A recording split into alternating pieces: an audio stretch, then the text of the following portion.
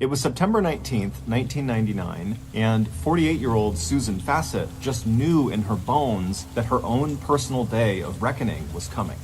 As soon as Susan stepped out of church that morning and away from the tight knot of friends all busy saying goodbye to each other, the too bright smile on her face was instantly replaced by the lines of strain and worry that seemed to get deeper every time she looked in the mirror. There was just no getting around it. Over the last 4 years, Susan had made a terrible mess of her life, and now she and her husband of 24 years would have to pay for their mistakes. The day was coming, or maybe it was already here, when she and Jeff would have to look, together and deeply, into the neglected and now poisoned core of their 24-year-long marriage. As Susan walked, pulled out her car keys, and headed towards her brand new gold Jeep Cherokee, she barely noticed the bright sun glowing through the leaves of the maple and oak trees in the woods beyond the parking lot. When she and Jeff had first moved to the tiny town of Pleasant Valley with its 9,000 residents, Susan had thought it was one of the most beautiful places on earth. And it was, with its rolling hills and acres of cornfields stitched with old colonial-style homes set on nice big lots. Pleasant Valley was one of those places that actually lived up to its name.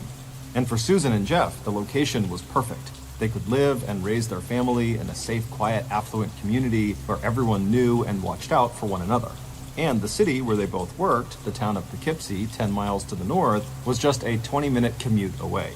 But now, Pleasant Valley, like everything else in Susan's life, felt tainted and claustrophobic, like these beautiful walls were slowly closing in on her.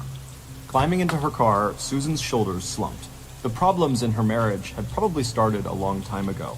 Her job as a personnel director at Poughkeepsie Town Hall and Jeff's grueling overnight shift as a lieutenant with the Poughkeepsie Police Department had left them with so little time for one another. And now that their oldest son, Jason, was 20 and their younger son, Christopher, was 17, Susan and Jeff were no longer bound together by all the shared responsibilities of the children's school and sports and social activities. But in the last 5 years, something much worse than two people drifting apart had also happened. Because for Susan, her work, or at least the person she had met through her work, had also led her to break the wedding vows she had made so happily 24 years earlier when she promised to be faithful to her husband no matter what. Even now, after so many years that the affair felt almost as normal as her marriage, when Susan actually thought about what she was doing, she still felt shocked that these were the choices she had made. And when she said it all out loud to herself, "I am cheating on my husband, I am having an affair, Jeff does not deserve this," she knew absolutely that what she was doing was wrong. And yet, she had not stopped.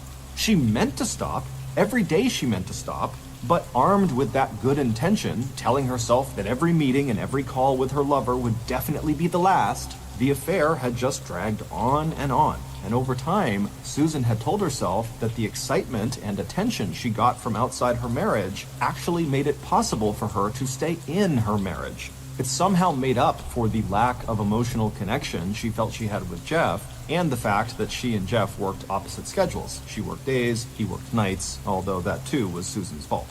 But now, word had gotten around Poughkeepsie Town Hall that Susan was stepping out on Jeff. And worst of all, Jeff himself had recently confronted her affair partner, and despite her lover's denials, and Susan's own denials, her pretend outrage had sounded false and hollow, even to her.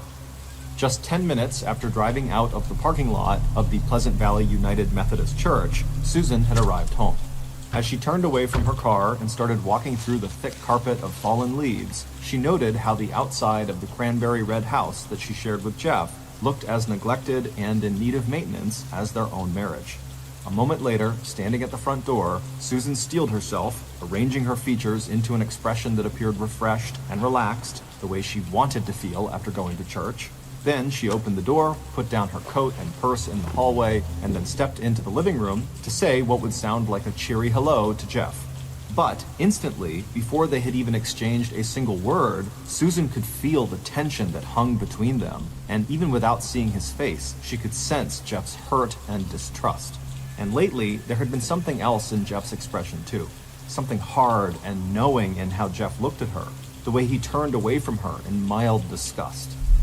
Just for a moment, as Susan hovered on the threshold of the room where her husband sat waiting for her, Susan wondered how other people in Pleasant Valley saw her. She knew that from the outside at least, she seemed like the last person who would be having an affair, let alone an affair that had grown as complicated as this one had somehow become. To friends and family, Susan was the quintessential mom, wife, and working woman. She was a college-educated professional who was up early in the morning and busy most nights until she went to bed. An attractive woman with curly white blonde hair, oversized glasses, a tiny but somehow appealing overbite, and a solid build, Susan mostly stood out as someone who was always willing to help other people, whether it was through her various community and church activities or in response to a direct request, even if that request came from a total stranger. In fact, except for her height, Susan was over 6 feet tall, Susan knew there was nothing about her that seemed at all out of the ordinary. At work, she was competent, well-liked, and respected, and outside of work, her daily routines seemed as transparent and predictable as her ready smile and generally upbeat attitude. On Monday nights, she attended a jazzercise class at Pleasant Valley's Jewish Community Center. On Thursday evenings, Susan attended choir practice, and on Sundays, she attended church service and helped fill the worship space with the music she loved. If Susan had any guilty pleasures at all, it was probably her devotion to the daily TV soap opera Days of Our Lives, a melodrama that she made sure to record so she could watch it every night after all her chores were done. And as soon as she hit play, she could lose herself in the stories of beautiful people whose relationships, friendships, families, marriages, and work lives were in a constant state of turmoil, like her own had so recently and secretly become. Even at home, Jeff was the only person who seemed to have any inkling of Susan's affair. Her sons, Jason and Christopher, both knew her as a loving mom who was easy to talk with and confide in, that unusual person who would listen rather than pass judgment. And Susan knew that all those traits that made her approachable and kind seemed to have been handed down to her directly from her own mother, or maybe just learned from both her parents ever since she was a child growing up on a farm 30 miles to the south in the rural town of Pauling. Susan's father, a farmer, and Susan's mother, a school teacher, had met in church, and while their first house had just 4 rooms, Susan and her only other sibling, a sister who was 7 years older than Susan, had always enjoyed the love and attention of their parents. And after Susan's older sister had left the farm to go to nursing school and later to settle in Connecticut, Susan also started dreaming of bigger and better things, of becoming a teacher 30 miles and a world away in the big city of nearby Poughkeepsie, population 30,000. So, after graduating from college, Susan had packed her bags, and armed with her ambitions, she had left home and headed south. But instead of becoming a teacher, she landed a job in Poughkeepsie Town Hall, where eventually, as personnel director, she would be responsible for all the activities related to hiring city employees and working out their job descriptions and benefits. And it wasn't long after her arrival in Poughkeepsie that Susan had met her future husband, Jeff Fassett, at a local bar. Like Susan, Jeff was also starting his professional career. Jeff had been born in Poughkeepsie, and after attending military college in Pennsylvania, he had returned to his hometown and joined the Poughkeepsie Police Department. A quiet, generous, and dependable man with a quick laugh, Jeff had immediately been drawn to Susan's bubbly personality, sparkling blue eyes, and a playful streak that made her fun to be around. And when Jeff and Susan, so tall in her wedding dress and heels that she could look squarely into Jeff's eyes, promised to, quote, hold from this day forward for better, for worse, for richer, for poorer, in sickness and in health, to love and to cherish until parted by death, end quote, she had meant every word of those vows. But by late afternoon on that bright Sunday, those early days of her marriage seemed so remote, Susan wondered if they had ever existed at all. Still, when she again walked into the living room, this time to ask Jeff what he would like for dinner, the finality of his simple, harsh statement to her came as a shock. Jeff looked up at Susan. "You're busted," he told her in a quiet voice. Then he turned away before saying, "Go, get out." Susan's smile slipped from her face, but before she could offer any excuses or explanations, Jeff told her that he didn't need her confession to know that she'd been having an affair. He was a cop after all. He'd seen the signs and had his suspicions now for months, maybe even years, but until now he'd never confronted her, and he'd never looked for proof. In fact, he had hoped that if Susan was cheating, she'd get it out of her system and come back to him, and they'd never even have to talk about it. But when that didn't happen, and the rumors at Town Hall were too loud and persistent to ignore, Jeff had recently attached a recording device to the Facets' home telephone. And sure enough, he'd heard a phone call his wife had made that left no doubt in his mind that she was not just having sex with someone else, but his wife was deeply involved with someone else. For the time being, get out meant that Susan would take what she needed for the next several days from their master bedroom and move into the small apartment once intended for Jeff's elderly mother that Jeff had built in a separate part of the house. That night, Susan lay awake in the narrow, empty bed. As she stared up at the ceiling, she thought about her life with Jeff, about all that they had done and made together, about their 2 children, and about the pleasure that both of them used to feel when they were together. It was as though someone had pulled a blindfold off of her eyes. There was suddenly no question in Susan's mind that even though her marriage was horribly damaged as a result of things she herself had done, it was worth infinitely more to her than continuing her affair. As she laid there, she wondered if there was still hope for her and Jeff.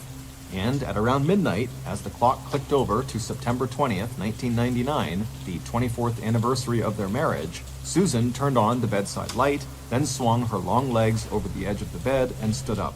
Slipping on her glasses and pulling her robe tightly around her, Susan stepped to the bag she had packed that afternoon and began rummaging through her belongings. When she found the thing she was looking for, she held both items tightly in her hands for a second or two before sliding them into her pocket. Straightening up, she took a deep breath, then left the little apartment and made her way to the bedroom she had so recently shared with Jeff. Once inside, she stood next to the bed and looked at her husband. "Jeff," she whispered, waking him up from a light and troubled sleep. "Would you consider reconciling?" she asked him. And then Susan reached into her pocket and took out the items she had grabbed a few minutes earlier, a cell phone and a pager she had been using to contact her lover. "Here," Susan told Jeff, handing him the 2 devices. "No more," Susan said. "I promise, it's over." A few days later, the Facets' older son, Jason, walked into their house and saw his mom and dad cuddling together on the couch. He'd known that his parents were considering the possibility of splitting up, so he was visibly surprised. When his parents noticed the strange look on his face, Jeff and Susan smiled. "We decided to stay together and try to work things out," Susan told their son. And over the next month, starting with Susan and Jeff both taking a week off work and spending every minute together, it seemed to the Facets' sons that their parents had in fact fallen back in love. Jeff and Susan had even decided to buy new wedding bands and renew their marriage vows, and both Jeff and Susan had started working together on some badly needed home improvement projects that they had been putting off for years. On Thursday, October 28th, about 5 weeks after Jeff and Susan had made the decision to reconcile, Jeff stopped by his wife's office in Poughkeepsie Town Hall. He had just picked up his new wedding band, and he wanted to show Susan how it looked. Smiling up at Jeff, Susan touched her finger to the bright, unscratched gold and agreed that the new band was perfect. Then she told her husband she'd try to be home a little early that evening so they could have a family dinner together with Jason and Christopher and the boys' girlfriends before Susan had to leave for her 7 p.m. choir practice. Throughout dinner that evening, Jeff kept stealing glances at the new gold band on his ring finger. To him, Susan's breaded chicken and green beans had never tasted so good. Now that the 2 of them had talked things out, everything about his life, from simple meals to putting on his uniform each night and heading to work in the dark, seemed a million times better. Before leaving the house for choir practice, Susan smiled as Jeff gave her a kiss and thanked her for preparing dinner. He told her he'd look forward to seeing her when she got back. Then Susan stepped outside and walked to her car. Climbing inside the Jeep, she made the short drive from her home to the big white Methodist church located at 99 Martin Road. As Susan expected, the small lot next to the church was full. After all, with Thanksgiving and Christmas fast approaching, this was a season of music when every member of the choir showed up for their 90-minute practice. But after parking in the second lot across the street, Susan did not immediately get out of her car and head across Martin Street for the church. Instead, she sat for a moment inside the quiet Jeep and thought about the pager that she had not given to Jeff back on the night of October 19th when he had confronted her about her affair. Now, as she looked up at the simple white steeple and cross lit by the church floodlights, she considered the 5 calls she had made to her lover earlier that day. And all at once, Susan could feel her chest tighten with fear. She knew that there was just so much that any husband could forgive, and there were still things Jeff didn't know, things she could not let him know, things that made it very hard for Susan to do what she absolutely needed to do, end this affair. She thought back to the incident that had happened just as she and her family were finishing dinner that night. Jeff had glanced out the window and thought he had seen someone skulking in the shadows of the driveway. His cop senses always on high alert, he'd stepped out onto the back porch for a closer look, but whoever it was, if in fact there had been anyone there at all, had melted away into the darkness. Susan gave a tiny shake and told herself to stop being ridiculous. Her lover had not been happy when she told him she wanted to end the affair, and he had demanded one more recent sexual encounter. But that was done now, and she wanted to believe that they had parted on good terms and that her lover would not do anything to hurt her or her family. And so, if there really had been a person in the driveway, Susan told herself that it was probably just someone who had gotten lost, and maybe they were thinking about asking for directions but thought better of it. And with that, Susan gathered her purse and coat, left the Jeep locked in the parking lot, and headed to the Pleasant Valley United Methodist Church. An hour and a half later, at 8:36 p.m., Susan was stepping out of the church, surrounded by friends, all of them chatting as they groped in pockets and purses for car keys before fanning out in different directions as they headed for the two different parking lots. For just 90 minutes, in the joy of singing, Susan had been able to forget all of her worries and guilt. And now, as she said goodbye to other choir members and made the short walk across Martin Street to her gold Jeep, parked under an overhead light in the far lot, Susan felt a rare sense of inner peace. Humming a few bars of music from the new arrangement the choir would sing this coming Sunday, Susan failed to notice that a car she didn't recognize was parked right alongside her own in the church lot. It certainly did not belong to any of the members of church choir, whose cars had become as familiar as the sound of each member's voice. Instead, without so much as a glance at the car or the person who sat inside, Susan stepped to the driver's side of her Jeep, unlocked the door, and climbed behind the wheel. Closing the car door, Susan put the key in the ignition, turned on the car and headlights, then reached up to her left to pull the seatbelt down across her lap. A moment later, the cold, clear night outside the Pleasant Valley United Methodist Church was shattered by the sound of 6 gunshots, and then the kick of gravel as the car that had been parked next to Susan's peeled out of the church lot and was almost immediately swallowed up by the thin ribbon of traffic along Route 72 out of town. Within moments of the shots, members of the church choir were either pulling out their cell phones or darting back into the church to call 911. At the same time, a few others headed for the far lot where the gunshots had come from, and where at least one person saw an older model light-colored station wagon speeding to the parking lot exit. By the time the first ambulance had arrived at the United Methodist Church, one of Susan's friends was sitting hunched over on the ground next to Susan's car, their arms cradling Susan's head and shoulders. When the first bullet had shattered the driver's side window of the gold Jeep Cherokee, Susan, her seatbelt not yet securely fastened, must have reached instinctively for her car door so she could jump down and try to escape the attack. Instead, when the door opened, Susan had tumbled out, and by the time her friend had reached her, Susan was slumped against the side of her car, her neck dark with blood, but still alive. Even as the ambulance carrying Susan had raced off to St. Francis Hospital in Poughkeepsie, the lead detective in the case was already on his way to the crime scene. Arthur Boyko, a lieutenant with the New York State Police, had been notified of a shooting and possible dead body at the United Methodist Church parking lot in Pleasant Valley. Detective Boyko knew exactly where that church was located.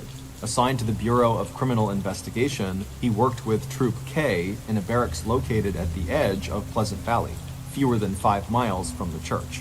By the time Detective Boyko arrived at the church, local police had secured the scene with yellow crime scene tape and were doing their best to keep potential witnesses separate from the growing crowd of onlookers.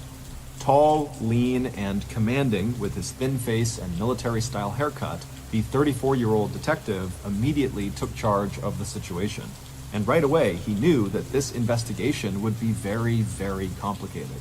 Because in the same breath that choir members gave first responders the name of the victim, Susan Fassett, they also told officers that Susan's husband was a cop, a lieutenant with the Poughkeepsie Police Department. Even before forming any first impressions of the crime scene, Investigator Boyko knew that most murders and attempted homicides are committed by people close to the victim. And that made Jeff Fassett an immediate person of interest, especially since, as a police officer, Jeff had a gun, a service weapon that had to be secured and tested as soon as possible. At the same time, the detective also needed to make sure that Jeff and his sons were informed of the attack on Susan. And if Susan was still alive, her family deserved the chance to visit her right away at the hospital. The decision about whether to question Jeff as a suspect or just inform him of the attack on Susan and let him go see her was made for the investigator when one of the witnesses to the shooting said that the car that had been parked next to Susan's belonged to Jeff Fassett. Operating on the assumption that Jeff was armed and dangerous and may even try to harm other family members who might be inside the house with him, police immediately organized a Special Weapons and Tactics Team, or SWAT team, to surround the Fassett house and take Jeff and anyone else inside the house into police custody.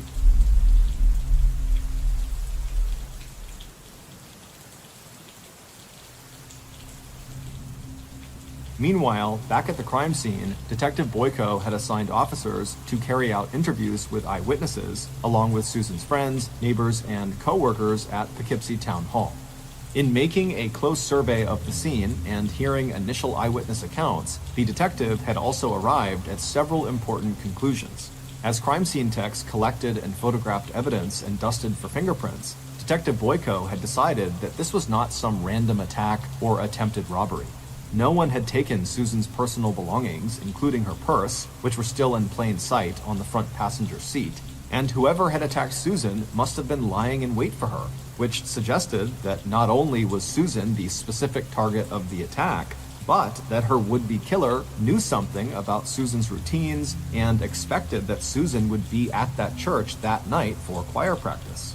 But the pattern of gunfire also made it unlikely that this was an execution-style hit.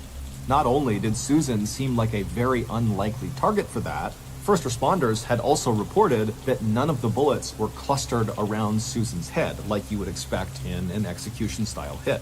Instead, her attacker had fired a spray of bullets, including one that had missed its mark completely and instead lodged in the doorframe of Susan's car. By the time police had Jeff, his two sons, and their girlfriends lying face down and handcuffed on the gravel driveway outside of the Fassett home, it was 11 p.m. and Susan had already died of her injuries. And for the next 16 hours, police interrogated Jeff about his wife's murder, even as his sons sat handcuffed to separate desks inside the local police station. All Jeff and the boys had been able to find out during a tense 2-hour standoff with the SWAT team that had surrounded their house was that Susan had been shot at the United Methodist Church. Although Jeff declared his innocence and answered every question in a calm, neutral voice, he had been a cop long enough to know that things looked very bad for him.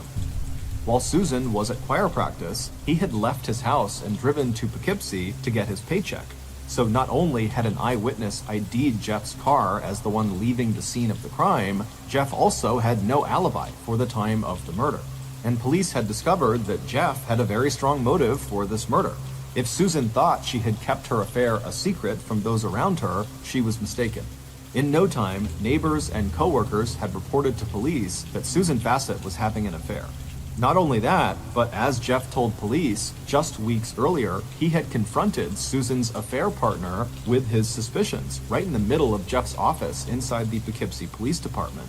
But throughout that long night of questioning, Jeff never wavered from his absolute insistence that he had nothing to do with his wife's brutal murder. And he also never wavered from telling police that if they wanted to find his wife's killer, they should go talk with the man she'd been seeing outside of their marriage. "You can turn on the hot lights," Jeff told the lie detector expert from the State Bureau of Criminal Investigation. "Beat me with rubber hoses. But when you're all done with me and you get me out of the way, you go see Fred Andros. He did this. He's involved in this." The identity of Susan's affair partner and his possible involvement in her murder sent shockwaves through every level of the investigation, even making its way into the regional offices of the Federal Bureau of Investigation, the FBI. It also sent shockwaves through Poughkeepsie Town Hall, where Fred Andrus had worked, until recently, as the head of the town's water department. Because Fred Andrus's name was already widely and publicly linked to serious criminal activity. Back in May of 1999, just 5 months before Susan's murder, Fred had been forced to resign his job as water superintendent after he was caught collecting bribes for a man named William Paroli. the most powerful political operative in the Poughkeepsie Republican Party. And one day after Fred resigned, he pled guilty to corruption charges and struck a deal with the FBI. In exchange for a lesser sentence, Fred had agreed to testify against William Paroli, who was charged with running a widespread shakedown operation of local contractors for the previous 6 years. And not only was Fred Andrus a known thief and liar, he was also a well-known womanizer.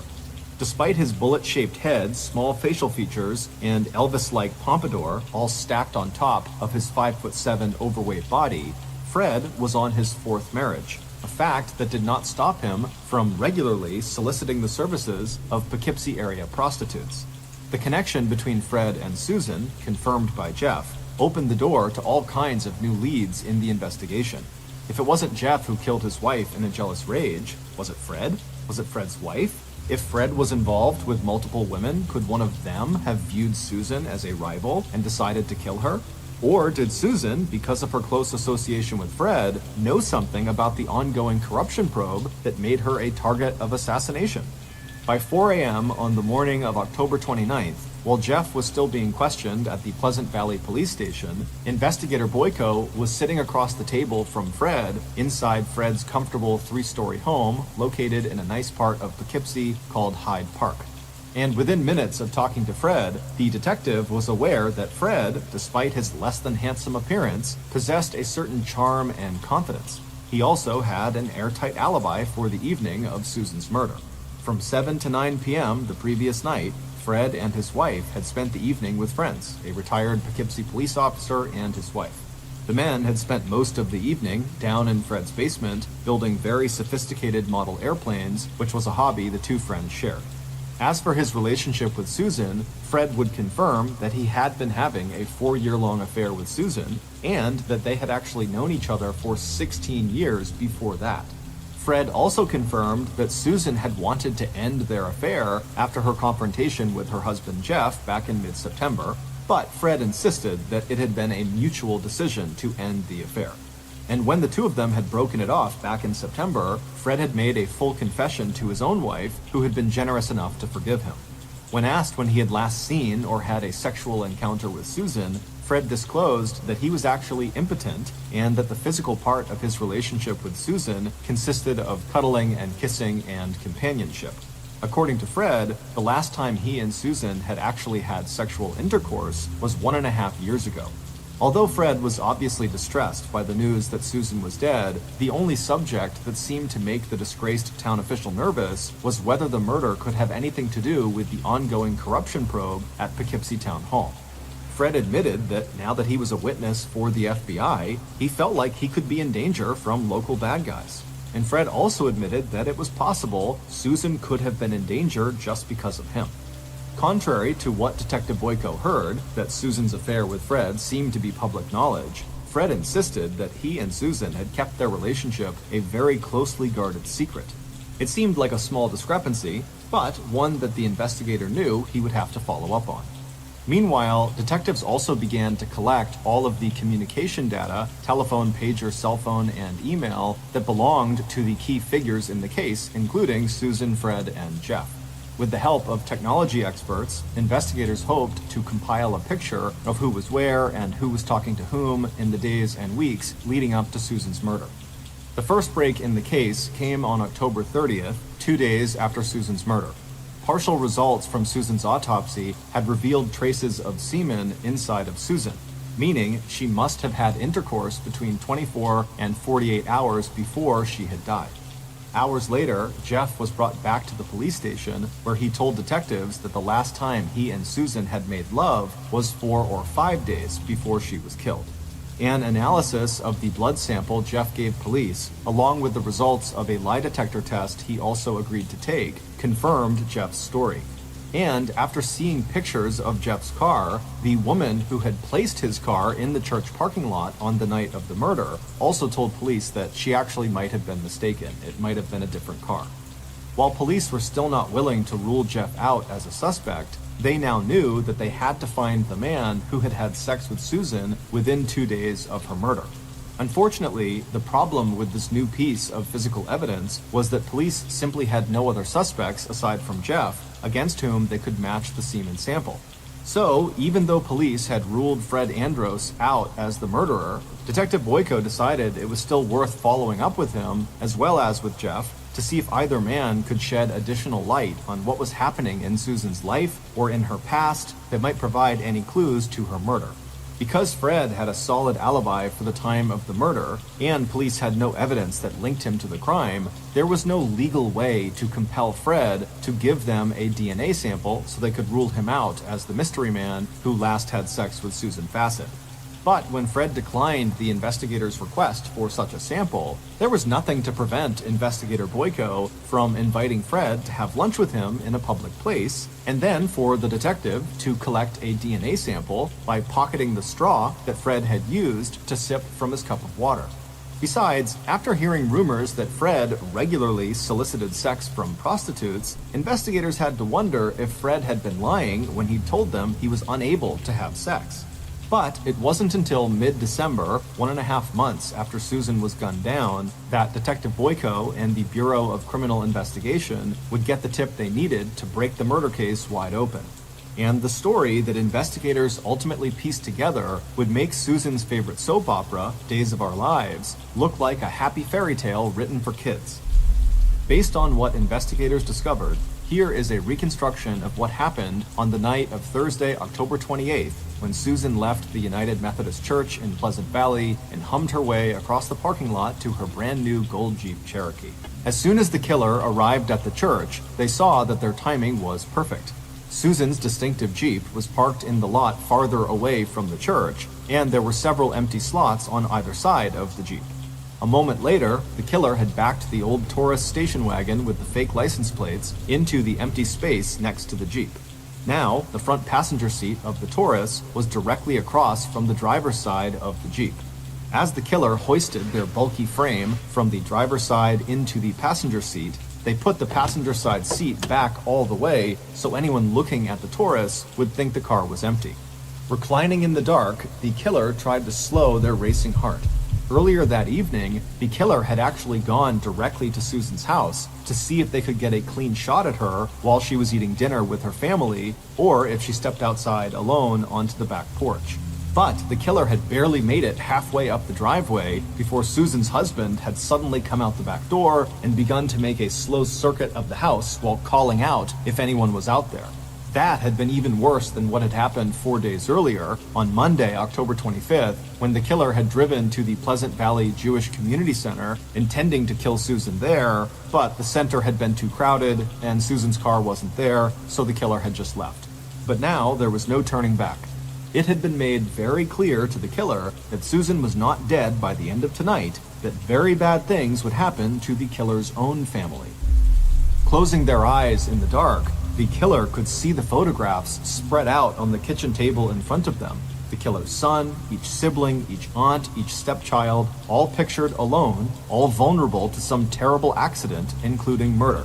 It would be a shame if anything happened to them, the person sitting across the table had said in that low monotone that had somehow always sounded so threatening and dangerous. The choice was clear: Susan or the killer's own loved ones. And at 4 p.m. that afternoon, the killer was driving away from their home in the Catskill Mountains, 1 hour south to Pleasant Valley. Along the way, the killer stopped at a local Kmart near the Fassett home and bought shoes, a t-shirt, a black full-face ski mask, and a bottle of pain pills for the headache that now never seemed to go away. A little further on, the killer pulled into a Dunkin' Donuts coffee shop and bought 24 donuts and then crammed them one after the other into their mouth. There had been an added incentive: get rid of Susan, and the killer would not have to pay back that loan, which now totaled over $10,000. Yes, the decision to go directly to Susan's house had been stupid, but there was no harm done. And now the killer was perfectly placed to make the kill and then forget that any of this had ever happened. The reason Susan had to die was so she could never testify in court about the corruption case. But sitting here now, the killer decided that for the person who had set this plot in motion, the real motive here was revenge. A moment later, the killer checked their watch and then reached over to the .45 caliber Ruger on the seat next to them. It was almost time. And sure enough, just after 8:30 p.m., the killer could see the doors of the church open, and in the light that spilled out, the killer had no trouble recognizing Susan's tall figure and white blonde curls. After exchanging goodbyes with other members of the choir, Susan stepped out from the group and started making her way across Martin Street toward the second parking lot. The killer stared at Susan in fascination. They had only been together 5 times, but the killer knew every inch of those long legs and feel of Susan's solid hips, back, chest, arms, and mouth. But aside from knowing Susan's body, the killer felt no connection to the woman they were about to kill. It wasn't like they had ever been in a relationship with one another. A minute later, and Susan had walked to the driver's side of her Jeep, opened the door, and tossed her purse onto the passenger seat. The killer lay back, still reclining, until Susan had climbed into the Jeep and started the engine. Then, sitting up, the killer leveled the gun at Susan and started pulling the trigger. The first shot shattered the window on the driver's side of the Jeep. That same bullet also passed directly through Susan's neck, hitting 2 major arteries. As Susan opened her door and tumbled out of the car, the killer shot 5 more rounds. 4 of those bullets would lodge into Susan's body. The 5th would lodge into the driver's side door frame of her Jeep. 2 of the shots were fatal. Even as medics would later rush Susan to the hospital, she was already dying, and there was nothing anyone could have done to save her. As soon as the gun was empty, the killer shifted back into the driver's seat and took off out of the church parking lot. On their way home, the killer dropped off the garbage bag containing the gun, gloves, and ski mask at the prearranged location alongside of a nearby road. Then, Susan's sexual partner, a 50-year-old woman named Dawn Silvernail, stopped outside of a convenience store in Hyde Park, Poughkeepsie. Before heading back to her house and husband up in the Catskills, Dawn called her other sexual partner, Fred Andrus, on his pager. As soon as the device connected, Dawn carefully typed in the numbers 666, the agreed-upon code that would let Fred know that Susan Fassett, the 3rd member of their sexual threesome, and the woman who had dared to leave him, was now dead. It would turn out that it was Fred who had planned and orchestrated Susan's murder by coercing another one of his lovers to kill Susan. But it wasn't until mid-December that Fred revealed the name of the woman who had actually fired the shots that killed Susan. That was when an analysis of the DNA from Fred's drinking straw confirmed that Fred was the mystery man who had had sex with Susan within 2 days of her murder. By the time Jeff Fassett had confronted his wife back in mid-September with proof that he knew about her affair with Fred Andrus, Susan already knew that when it came to Fred, she was in way over her head. What had started as an affair 4 years earlier had become a relationship that Fred used to play out his own sexual fantasies. He made that easier for himself by getting Jeff Fassett moved to an overnight shift so Fred would have better access to Susan. In addition to Fred's relationship with Susan, he had also been involved with a woman named Dawn Silvernail. The two had first met back in 1977 over Citizens Band Radio, where Fred went by the name Neptune and Dawn went by the name Footloose. After meeting in person a year later, the two began a sexual relationship that would continue on and off for more than 20 years, during which time Fred would marry and divorce multiple times, and Dawn would marry and settle in the Catskill Mountains in upstate New York. Over the years, Fred had loaned Dawn about $15,000, which Dawn started paying back by performing sex acts for Fred, including having sex with Fred's friends and acquaintances. And by the summer of 1999, Fred had developed a taste for watching 2 women have sex with each other and then joining in to make it a threesome. It was then that Fred started recruiting and paying Dawn to have sex with Susan. The encounters would usually take place on the concrete floor of one of Poughkeepsie's several water pumping stations, except for the first encounter, which Fred staged in his own basement and which he videotaped from start to finish. After Susan ended her affair with Fred in mid-September, Susan's family believes that Fred, enraged by the rejection, may have threatened either to harm Susan's family or to reveal the contents of that sex tape unless she continued to see him. Once Fred was confronted in mid-December by investigators who now had proof that Fred had been lying to them all along about his involvement with Susan, Fred tried to save himself by pointing the finger at Dawn and insisting that Susan's death was the result of a lover's quarrel between the 2 women. But when interrogated by police, Dawn eventually laid out every detail of the murder plot devised by Fred Andrus, and handed over to police the gun she had used to kill Susan. And Dawn's story would be backed up by an analysis of phone and pager records belonging to Fred, Dawn, and Susan. The data showed that Dawn had called and talked with Fred several times on the day of Susan's murder, and that Dawn had paged Fred from the convenience store near his home shortly after she had committed the murder. According to Dawn, Fred had insisted that Susan had to die so she could never testify against him in court about his involvement in the Poughkeepsie corruption scandal, except that federal agents insisted that Susan had no involvement in that corruption probe and no information that could affect the case one way or another.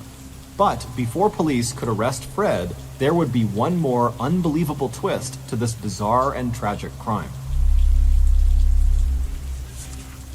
On December 30th, 1999, 2 months after Susan's murder, police were inside the Andrus house executing a search warrant when they heard a single gunshot up in the attic. Realizing that he would be prosecuted for murder, Fred had attempted suicide by holding a gun to his chin and pulling the trigger. But instead of traveling up into his brain, the bullet glanced off the bone in Fred's jaw, and instead of killing him, it blew away the lower part of his face. Fred would survive the self-inflicted injury, and on February 23, 2001, he was found guilty of second-degree murder and conspiracy in the first degree in the death of Susan Fassett. The 2 charges would carry a combined prison sentence of 50 years to life. On March 16, 2001, Dawn Silvernail, who had accepted a guilty plea in exchange for testifying against Fred Andrus, was sentenced to 18 years to life for killing Susan Fassett. 1 year and 9 months into his prison sentence, at the age of 63, Fred Andrus died of an apparent heart attack at the Clinton Correctional Center in New York. Dawn Silvernail was released from prison after serving 16 years. She died 3 years later at the age of 70. Susan's husband, Jeff Fassett, remarried 5 years after Susan's death, and 2 years later retired from the Poughkeepsie Police Department. Jeff would die of cancer in 2018 at the age of 67.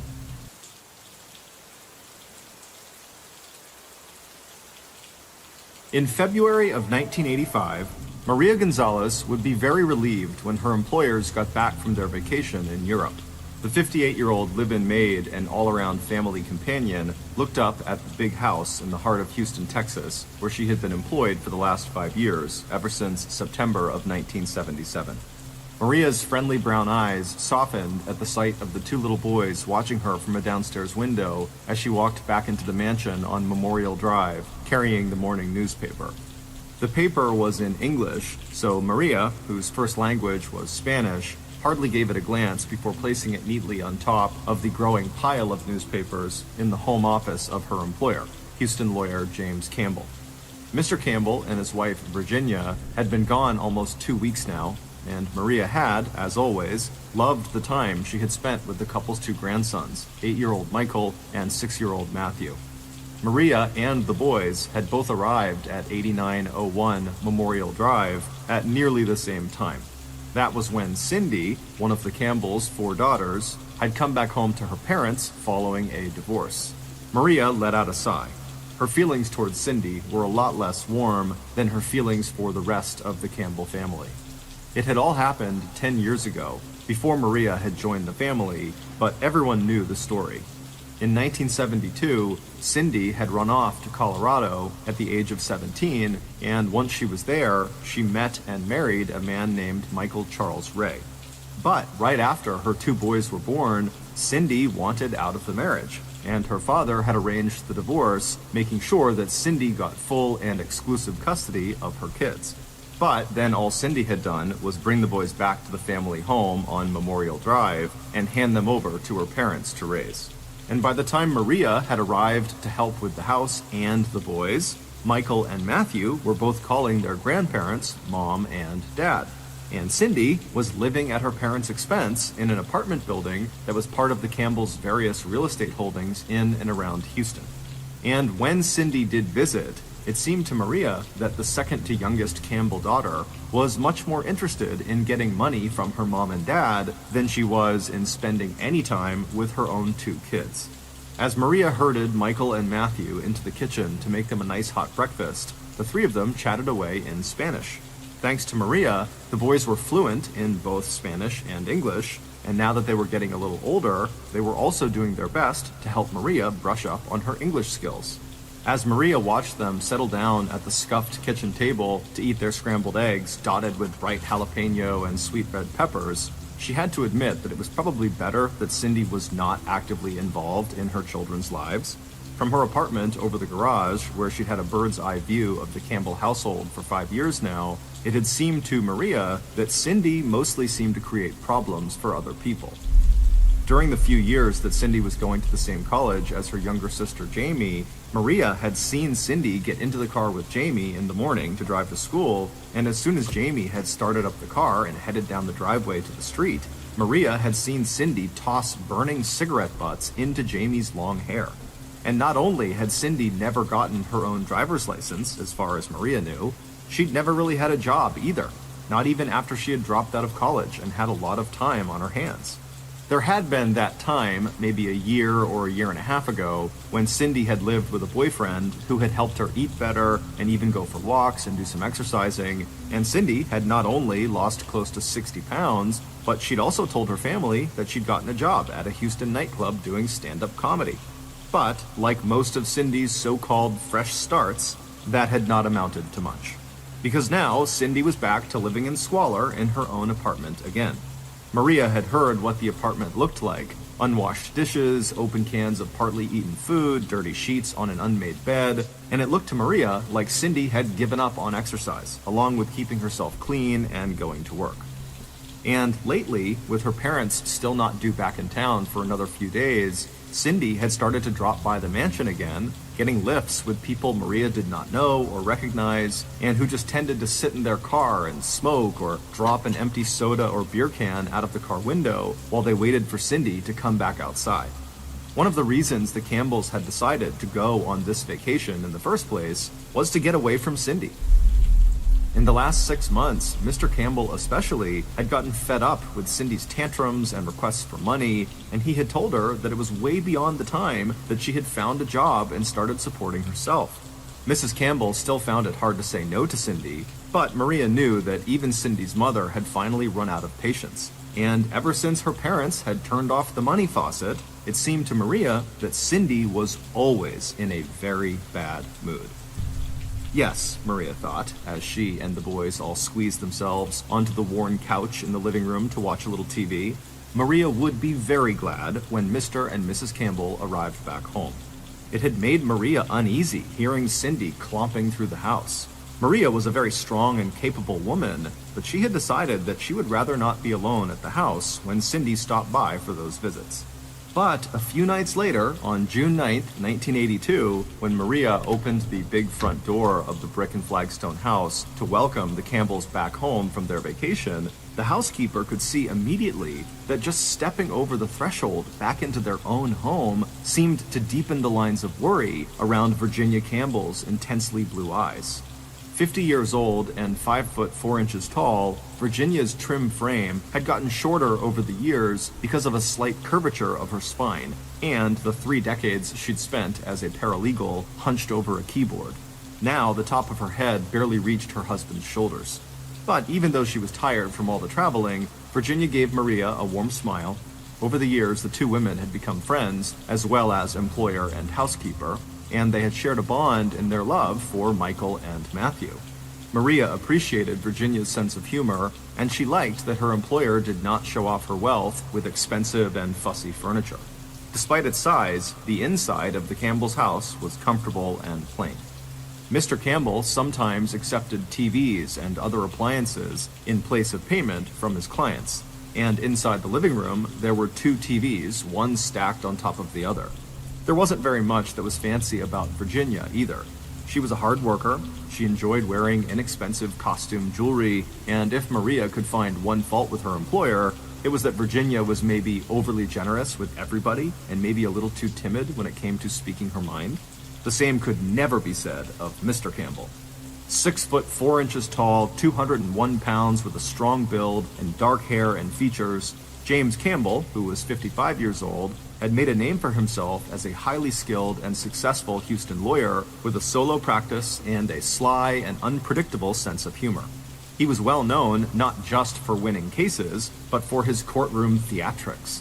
With his trademark Panama hat with its wide brim and his slightly rumpled suits, he was delighted when lawyers for insurance companies underestimated his ability to collect money on behalf of his clients for physical or mental or emotional injuries. He was also a devoted husband and family man. He and Virginia had met when they were both in college in Los Angeles, California, and they had been together ever since. James regularly fired difficult clients and refused huge cases that would take up too much of his time. The Campbells seldom drank or entertained, although they did have a circle of close friends that they liked to spend time with. James's only exercise was playing golf, and most of the time that he was out on the green, he was chewing one of his favorite brands of cigars. Now, even though the couple worked together in James's law office, both James and Virginia were thinking about retirement. In the last year, Virginia had had a health scare. She discovered a lump in her breast, and even though it turned out not to be cancer, it had reminded her and James that there was more to life than just the practice of the law. And even though the couple had done well for themselves financially, if they were going to retire, then they wanted to cut back on unnecessary expenditures, like continuing to support their 27-year-old daughter, Cindy.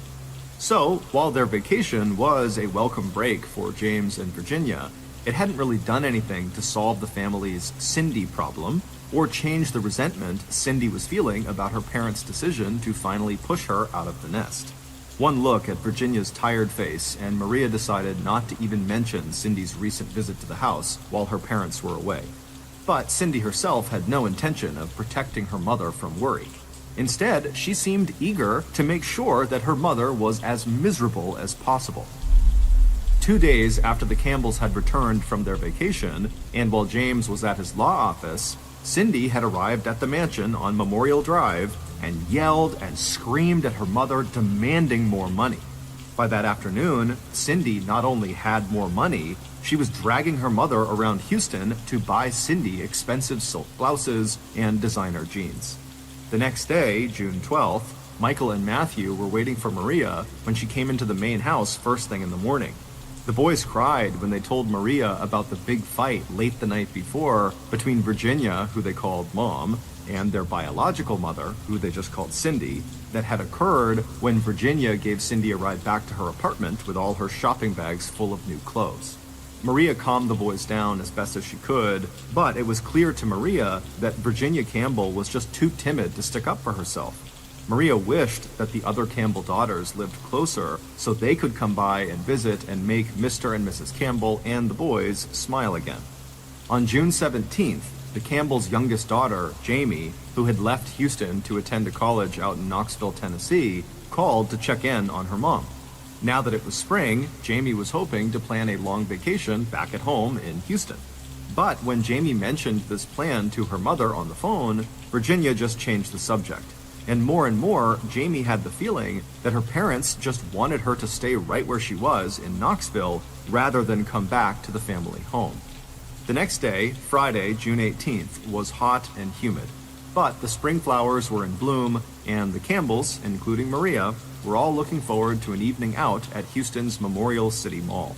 And while Virginia did look delighted as she and Maria and Matthew strolled from shop to shop, with Virginia buying small gifts for each of them, when the three of them sat down in the mall cafeteria for a bite to eat, Virginia seemed so anxious and worried that she had no appetite for food. Instead, Virginia just lit one cigarette after another, stubbing each one out after only a few puffs before ordering a Coke and then coffee.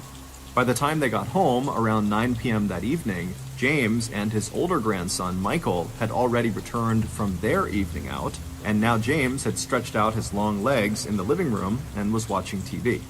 Watching as Virginia joined her husband, Maria smiled before walking upstairs to check on the two boys and get them settled for bed. Friday nights were a special treat for Michael and Matthew. That was the one night of the week when they were allowed to drag their sleeping bags and bedding into their grandparents' master bedroom for a sleepover. That involved arranging themselves at the foot of their grandparents' bed and watching a movie on a cassette tape before falling asleep. Maria glanced at her watch. It was almost 9:30 p.m. She helped the boys get comfortable in their sleeping bags at the foot of the bed, and as she kissed them goodnight, she told them that their grandfather would be up any minute to start the movie. A few minutes later, after stopping by the living room to say goodnight to James and Virginia, Maria made her way out the back door to her own apartment over the garage. As she climbed the wooden stairs and looked up at the big Texas sky, Maria shook her head, wishing there was more she could do to help Mrs. Campbell. At about 3:40 a.m. on June 19th, less than 6 hours after Maria had left the main house to return to her apartment, Maria was startled awake by the sound of small footsteps running up her outside stairs, and then the sound of small hands banging on her door. A moment later, Maria heard the frantic and terrified wails of Michael and Matthew as they begged her to let them inside. After stumbling out of her bedroom and opening the door, it took Maria another moment to understand what Michael and Matthew were telling her. As she leaned down to gather the boys into her arms, the oldest pulled on her nightgown and looked up at her, tears running down his face. And now he was practically screaming as he told Maria in Spanish that Mom and Dad, aka James and Virginia, were dead. "They just killed them! They just killed them!" the little boy kept repeating. And then, "Maria, please, call the hospital, call an ambulance!" At first, Maria believed the boys, both of them, had just had a terrible nightmare, but even as she offered to make them some sugar water and sit down at the table with them, Maria saw that the boys had wet their pants. This was no bad dream, they told her. This had happened. The boys had been asleep, and then the light came on, and then there were loud noises, and then it was quiet again. And when Michael had finally crawled out of his sleeping bag, climbed to his feet, and looked onto the bed, he had seen that his grandparents, Mom and Dad, were covered in red, and they were no longer moving. Maria still could not believe it, and she didn't know enough English to tell this fantastical story to the police. So instead of calling 911, Maria told Michael to call his uncle J.W. Campbell, James Campbell's older brother, who was also a lawyer. 20 minutes later, J.W. and his wife Brucine arrived at 8901 Memorial Drive. While J.W. waited in Maria's apartment with the two boys, Brucine and Maria made their way over to the back entrance of the main house and stepped inside through the unlocked kitchen door. A minute later, and the two women were standing in the doorway of the master bedroom, and Michael and Matthew had been right. James and Virginia Campbell were dead.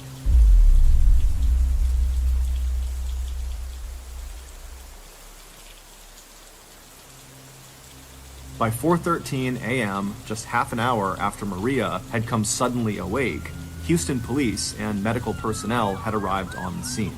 Two men in uniform told the small group of 3 adults and 2 children, who were now huddled in the driveway, to step way back from the house. And Maria and Brucine felt a bolt of fear as they understood what the officers were really saying to them, that the killer might still be in the house. Detectives Michael St. John and his senior partner Carl Kent got the call at 4:35 a.m. A big murder out on Memorial Drive in an especially affluent area of Houston known as the Golden Buckle on the Sun Belt.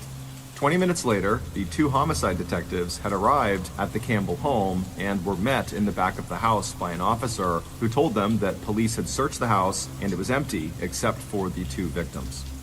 Stepping into the downstairs rooms, Detective Kent was surprised at how plain the inside of the house was, but when he stepped into the master bedroom, any thoughts about home decor just vanished, as his mind went blank with shock. As a veteran homicide detective, Carl Kent had seen his share of gruesome murders, but this was his first cold-blooded execution. And the fact that the bodies in front of him were inside one of the safest and richest neighborhoods in Texas made him feel like he was looking at an overdone and grotesque movie set rather than real life. Everywhere he looked, there was blood. It was spattered on the ceiling, it was dripping down the walls and pictures, it was sprayed onto the curtains, and it was soaking into the sheets and mattress where James lay on his back and Virginia lay on her side. 2 tan sleeping bags lay in a heap on the floor at the foot of the bed. Detective Kent wondered if the killer had even realized that the Campbells' grandsons and potential witnesses were lying right at the shooter's feet when the shots were fired. Detective Kent left his junior partner and the crime scene techs to do their work. He had already noticed some spent shell casings in the bedroom and a plastic surgical glove in the living room that the killer may have dropped on their way out of the house. But right now, Detective Kent wanted to talk to his first person of interest, James Campbell's brother, J.W., the man Maria had told Michael to call even before calling police.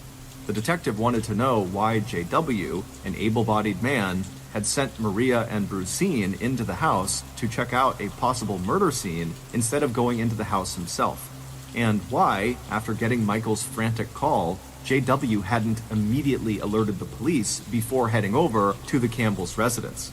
And when Detective Kent eventually spoke to the Campbells' grandsons about what they had seen, the oldest said what his uncle J.W. had told him to say: "I have a right to remain silent."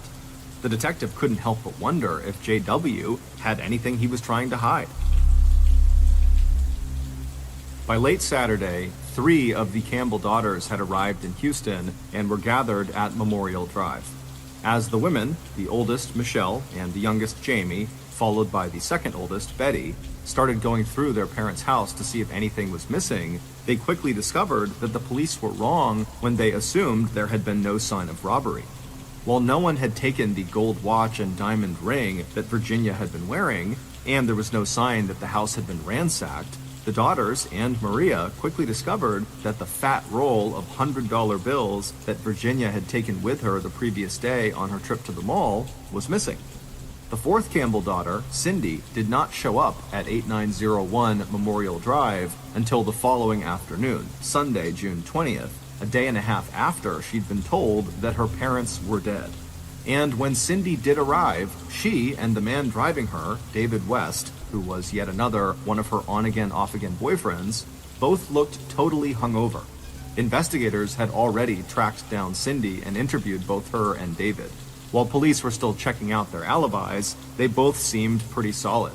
David had driven Cindy to her parents' house at about 10 p.m. on the night of June 18th to get some money from her mom, and David had waited in the car. After that, Cindy and David spent the night going out to eat, then attending 2 different parties where they were seen by multiple witnesses before ending the night at David's house well past the time when the Campbells were murdered. And even though Detective Kent and other investigators would hear plenty of stories about the fights Cindy had with her parents over money, police could find nothing in her background or David's to suggest that they could be tied to the murder. As for the other sisters and James's brother, J.W. Campbell, it would turn out that all of them too had solid alibis. And that was the problem. From the very start of the investigation, detectives were hampered by the lack of any useful physical evidence they had collected from the crime scene. They had discovered shell casings along with silver-tipped bullets, a kind of ammunition favored by professional shooters, but there was no murder weapon. They had discovered the point of entry into the Campbells' house, a downstairs den window that had been left unlocked, and in front of the window, a sofa that Maria told them had been pushed out of its usual place under the window. Outside the window, they found footprints that looked like they belonged to a pair of men's boots, along with a few cigarette butts, and inside the house, they had found that single blue surgical glove that the killer must have dropped on their way out of the house. Today, crime techs would have been able to run DNA tests on the cigarette butts and inside of the surgical glove, but back in 1982, the only forensic tool police had were fingerprint tests, and the killer, who appeared to have worn gloves during the attack, had not left any prints at the scene. But even without any solid leads, police continued the slow process of investigating every other clue they could find. They interviewed James Campbell's clients and anyone else whose name came up as someone James had crossed in a court case. They also tracked down Cindy's ex-husband and the father of her children, Michael and Matthew, but it turned out that in addition to having an alibi himself, the boys' biological father had no interest in getting custody of the boys. The same was true of Cindy. On June 23rd, the day after her parents' funeral, Cindy had arrived at the house to take Michael and Matthew home with her. Over the objections of both Maria and the children and her sisters, Cindy had marched out with Michael and Matthew. But less than a week later, she had given up completely on parenthood. Police got a call from the DePelchin Children's Center and Adoption Agency saying that Cindy Campbell had just turned her 2 young boys over to the center. After police went to the orphanage and retrieved the children, the Campbells decided that the safest place now for Matthew and Michael was to stay in the care of their uncle, J.W., a lawyer, and his wife, Brucine. Over the next 4 months, the Houston police racked up so much overtime investigating the Campbell murder that they could only put in for half of it and still expect to get paid. They followed up on tips that the mafia might be involved. They followed tips from a prison inmate bragging about slitting the throats of some rich couple in Houston. And because Cindy's 3 sisters had zeroed in on Cindy as their prime suspect, the police did spot surveillance checks on Cindy and on David, even though the couple seemed to have broken up and gone their own separate ways. But even as the investigation slowly sputtered to a halt, the family drama among the Campbell sisters was just swinging into high gear. Cindy wanted her parents' house sold and the estate settled right away so she could get her share of her parents' money. But it turned out that most of the Campbells' wealth was tied up in real estate, not cash or stocks or bonds, and Cindy's sisters wanted to hold off on selling the house or other real estate holdings until the market improved and they could get a better price. And while investigators were eager for any new evidence, the frequent calls they were now getting from Betty and Jamie insisting that their sister, Cindy, had to be guilty of something had started to sound more and more unreliable. Like detectives were just hearing the same old lines from a long-running and distorted family argument. By the end of October 1982, almost 5 months after James and Virginia were shot in their own bedroom, investigators quietly shelved the Campbell murder case. There were a lot of other homicides in the huge city of Houston that were just as important and a lot easier to solve. It wouldn't be until February 1985, more than 2 years after the murder of James and Virginia Campbell, that investigators would finally get the tip they were hoping for. And when that call came in, the story police heard was so unbelievable that not only would it make detectives yank that cold case right off the shelf, it would also put the Campbell homicide case onto the front pages of national newspapers from Washington, D.C. to Los Angeles, California. Based on that big tip and follow-up work by police, here is a reconstruction of what really happened in the early morning hours of June 19, 1982, at the big brick house on 8901 Memorial Drive in one of Houston's most affluent neighborhoods. At 2:30 a.m. on Saturday, June 18th, the Campbell's killer cleaned the .45 caliber pistol one more time before sliding the magazine of silver-tipped bullets inside.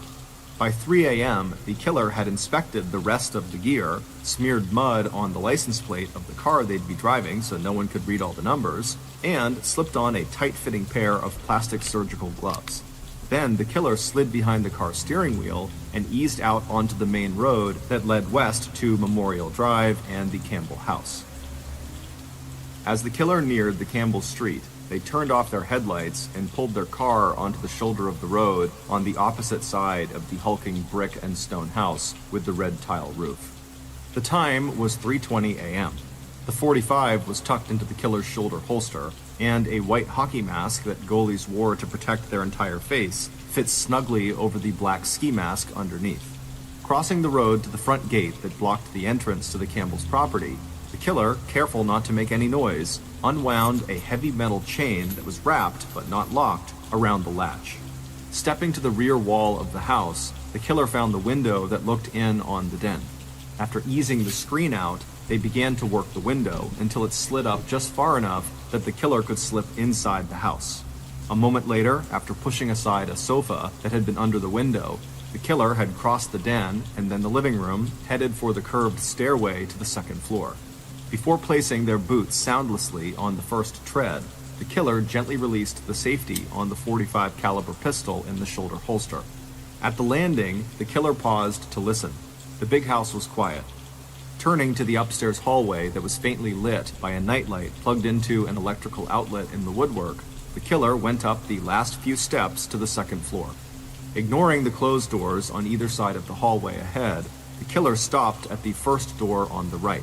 He reached out a gloved hand and slowly turned the knob, pushing the door to the master bedroom open just an inch at a time.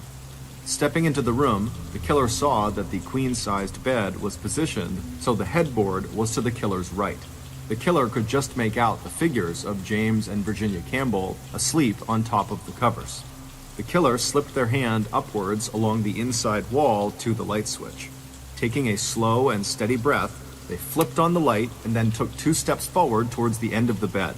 James rolled over onto his right side and started to bring his left arm up towards his face. The first bullet hit him in the neck. The killer immediately shifted their sights and aimed at Virginia. As the killer pulled the trigger again, Virginia moved slightly and the first bullet grazed her upper arm. Quickly, the killer moved their weapon back to the man, and the third round struck James Campbell in his left eye. The fourth shot hit Virginia in her head. Stepping closer to the bed, the killer fired 2 more rounds, one into each of the victims' chests.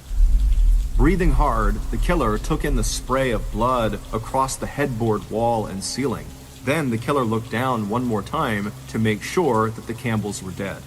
All of 12 seconds had passed since the killer had switched on the light. Turning, the killer ran out of the room, down the curved stairway, through the living room, and out onto the front yard. The killer had never even noticed that upstairs in the master bedroom, inside of the heap of bedding at the foot of the bed, lay 2 small boys. 20 or 30 feet from the house, the killer suddenly stopped. Looking around and then swearing softly to themselves, the killer turned and went back to the house. The killer saw her at once, crouched on the living room floor in the dark, patting her hands over the rug, looking for the blue surgical glove she had dropped. Even without her black ski mask on, with her hair tucked inside of the man's hat and dressed in a man's coat and boots, it would have been hard for anyone to recognize the figure as Cindy Campbell. Sweating under the hockey mask and his hooded field jacket, David West grabbed Cindy's arm and pulled her to her feet. "Come on," he told her, "let's go." A few seconds later, they were both back inside of the car to Buffalo Bayou, a marshy body of water in Houston where they would get rid of everything that could connect them to the murders they had just committed. The plot to kill James and Virginia Campbell started to take form 2 years earlier, back in the fall of 1980. That's when a 22-year-old ex-Marine named David Duval West first met Cindy Campbell. The meeting happened totally by chance at the Student Center at the University of St. Thomas in Houston, where Cindy and her younger sister Jamie were both students. David was not a student, but he sometimes came to the Crooker Student Center to eat lunch. The 2 sisters were sitting there together one fall afternoon when David walked in and, recognizing Jamie as a girl he had once dated, walked over to their table to say hello. When Jamie introduced David to her older sister, Cindy, at first, David was repelled by Cindy's physical appearance. David only liked women who were slim and attractive in a very conventional way. At 5 foot 4 inches tall and weighing 180 pounds, Cindy, with her stringy brown hair and round face, could hardly have been further from David's ideal. Except that David found himself noticing how long Cindy's eyelashes were and how her hazel eyes had an exotic tilt to them. And the second time he bumped into Cindy a few weeks later, he stopped again to talk. And this time he told her that she could actually be very attractive if she just lost a little weight and tried a little harder with her appearance. A few days later, David got a call from Cindy. She asked David out on a date, and David said yes. When Cindy hung up the phone, she turned to her sister, Jamie, who was sitting in the same room with her at 8901 Memorial Drive, and Cindy said this about David, quote, "He's really gross, he looks like a pig, but you know what? He'd be easy to train." End quote. And it would turn out that Cindy was right. David was very easy to train. By the spring of 1981, Cindy had dropped out of college and had been living with David for 6 months. He'd put her on a diet and prescribed a regular regimen of exercise, and Cindy had lost 50 pounds. She still wasn't interested in getting a job, but David was so proud of how successfully he was managing Cindy's weight and appearance that he didn't mind supporting her. And now, everywhere they went, men admired Cindy. And Cindy had decided to take a gig as a stand-up comic at the bar where David worked as a bartender. But even as David congratulated himself on having created his own perfect woman, Cindy was busy drawing David into a tangled web of lies.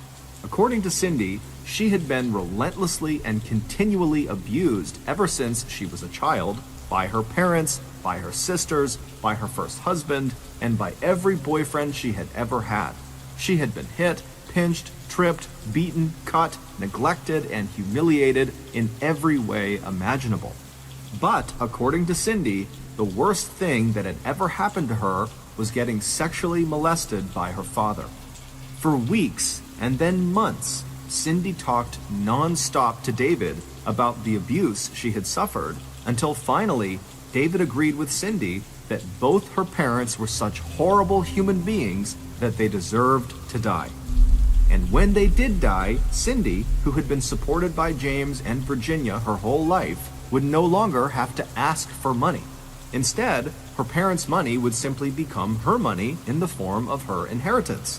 What David had no way of knowing was that Cindy told any person she became close to about being horribly abused.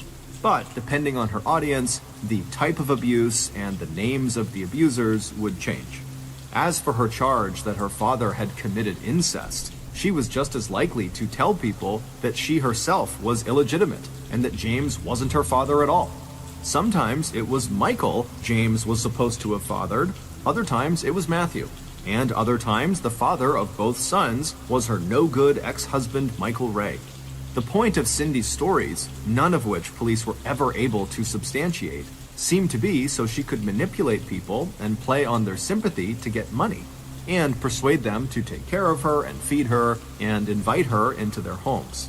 Even after Cindy left David and moved on to other boyfriends, she always popped into David's life either to rekindle their sexual relationship or ask for some kind of help, and each time she made sure she reminded him about what she claimed her father had done to her. And by early spring 1982, when James and Virginia decided it was time for their daughter Cindy to go get a job, Cindy returned to David, and when she did, it was to tell him that suddenly her father had started making inappropriate advances towards her, and Cindy wanted David to kill both James and Virginia Campbell. So, while James and Virginia began planning their trip to Europe with a return date of June 9th, David and Cindy began to plan exactly how they were going to kill them. And by the evening of June 19th, David and Cindy were ready to put their plan into action. Weeks earlier, David had picked up a Combat Commander .45 caliber pistol from one of his friends, and he'd been going to a local shooting range to brush up on the marksmanship skills he had learned in the Marines. He'd also bought jackets, coats, ski masks, and boots for himself and Cindy, so even if anyone saw them, no one would recognize them.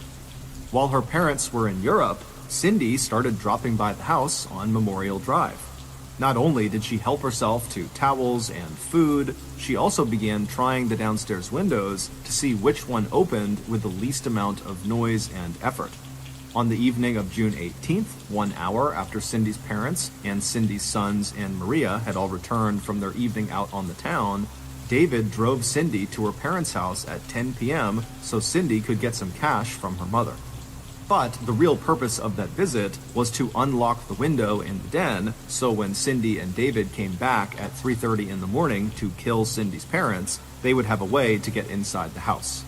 After that short visit to 8901 Memorial Drive, Cindy and David carefully set up an alibi, making sure they were seen at several parties that were too big for anyone to remember exactly when they left, only that they were there. And then, at 3:20 a.m., dressed to kill, David pulled the car they were driving up onto the shoulder of the road directly across from the Campbell's mansion. And when David slid into the Campbell's house through the den window that Cindy had left unlocked, Cindy was right behind him. And it was Cindy who led David up the stairs to her parents' bedroom. And it was Cindy who flipped on the lights just before racing back downstairs, where she dropped that blue glove to wait for David. And for months after the murders, it looked like David and Cindy may have committed the perfect crime. They only had one moment of panic when they realized that Cindy's boys were actually in the Campbell's bedroom when the murders were committed and might be able to ID them. That's when Cindy dragged the children out of the Campbell home on June 23rd and took them to David's apartment, where she and David grilled the two little boys about what they had seen or heard on the night of the murders. Satisfied that the boys could not ID them, Cindy and David simply dropped the boys off at the orphanage. 6 weeks after the murders, Cindy broke up with David and started borrowing large amounts of money drawn against her expected inheritance. And at the same time, the Houston Homicide Division put the Campbell murder investigation in the cold case files. But then, 2 years and 4 months after the murders, and just before Cindy's sisters were ready to settle their parents' estate and distribute the Campbells' inheritance among the 4 daughters, Cindy's older sister, Betty, decided to make one final attempt to see if Cindy had been involved in their parents' murder. And in December of 1984, Betty hired a private detective firm called Clyde Wilson International Investigators to find out who killed James and Virginia. On the evening of Wednesday, December 19th, David West looked up from his drink at the Park Lane Bar in Houston and saw just this kind of woman weaving her way towards him. Tall, athletic-looking, and plenty of curves, Teresa Neal, as she later introduced herself, was wearing high-heeled suede boots, black satin pants and jacket, and black eyeliner around her big, vivid blue eyes. 2 weeks later, and David was totally smitten with her. He was fine with the fact that Teresa wanted to keep things between them platonic, at least for now. David had always prided himself on respecting and defending women, which was really what had gotten him mixed up in Cindy's murder plot in the first place. He'd been trying to protect her from her father. But now, the crime he had committed weighed on David, and by January 4th, he had started dropping hints to Teresa that he was keeping a very big secret. And it had to do with an old girlfriend of his, a woman named Cindy Campbell. By mid-February of 1985, David and Teresa had declared their love for one another. But before Teresa could fully trust David and begin the physical relationship he wanted, he had to tell her the details of this secret he was keeping. He had to be totally honest and open with her before she could commit to him. So, on the night of February 20th, after spending the evening together and listening to David talk about Cindy Campbell's crazy tales of abuse, neglect, and incest, Teresa told him it was now or never. As they sat inside her car in the driveway of his house, Teresa's black purse on the console between them, Teresa told David that if he didn't tell her exactly what he and Cindy had done, then Teresa was going to walk out of his life forever. After a long moment of silence, David reached across the space between them, put his fingers under Teresa's chin, and turned her face so he was looking directly into her blue eyes. Then, in a quiet voice, David told Teresa, quote, "I killed both her parents," end quote. Teresa, whose real name was Kim Paris, and whose real job was working as an undercover private detective for the firm that Betty had hired to find her parents' killer, let out a long, astonished breath. In all her time working this case, it had never really occurred to the young private eye that David himself might have executed James and Virginia Campbell. Meanwhile, the tape recorder whirring away silently in the purse that sat between them picked up every word of David's confession. And so did the surveillance team in the police van around the corner, where Kim's partner was listening with 2 police officers. Back at the Houston police station, investigators got the call and the tip they had been waiting for. Thanks to the work done by Clyde Wilson International Investigations and 23-year-old Kim Paris, Houston police could finally close the case on the Campbell murders. Before Kim Paris left David's driveway that night, she and David agreed to meet up together the following night for dinner. And on February 21st, after that dinner, during which David gave up even more details about the murder and Cindy's involvement, Kim told David she needed to stop on their way home at a convenience store so she could buy another pack of cigarettes. When they made that stop, Kim told David to wait in the car, saying she'd be back in just a couple of minutes. As soon as she walked away, an entire team of police officers surrounded the car. When David stumbled out of the front passenger seat, he caught sight of Kim standing on the other side of the store's glass windows. As David was arrested and charged with capital murder, Kim met his eyes and raised the beer can she was now holding in a silent toast. Later that same Thursday, Houston police issued an arrest warrant for Cindy Ray Campbell. And on December 11th, 1985, David West pleaded guilty to the first-degree murders of James and Virginia Campbell. In exchange for that guilty plea, he did not face the death penalty, and he agreed to testify at trial against his one-time girlfriend, Cindy Campbell. David was immediately sentenced to life in prison. In June of 1987, Cindy was also convicted of first-degree murder and was also sentenced to life in prison. David is still incarcerated today at Ramsey Correctional Center in Brazoria County, Texas. As for Cindy, on September 13th, 2021, while serving her life sentence at Mountain View Women's Prison in Gatesville, Texas, she died of natural causes. She was 65 years old.